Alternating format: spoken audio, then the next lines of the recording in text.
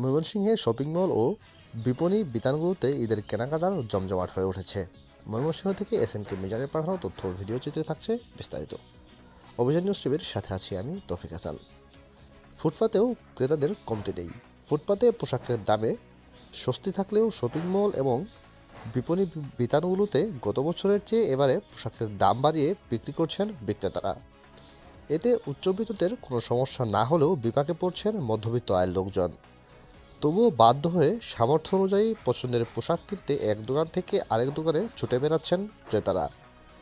দামের সঙ্গে অনেকেরই সামর্থ্যের হিসাব না মেলায় ফুটপাতেই ভরসা মনে করেছেন অনেকেই। বিভাগীয় এই শহরের হৃৎপিণ্ড গাংনাপাড় এলাকা।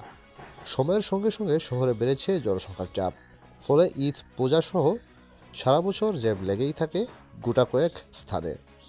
দীর্ঘক্ষণ জ্যামে বসে থাকার ফলে ভোগান্তিরও শেষ নেই।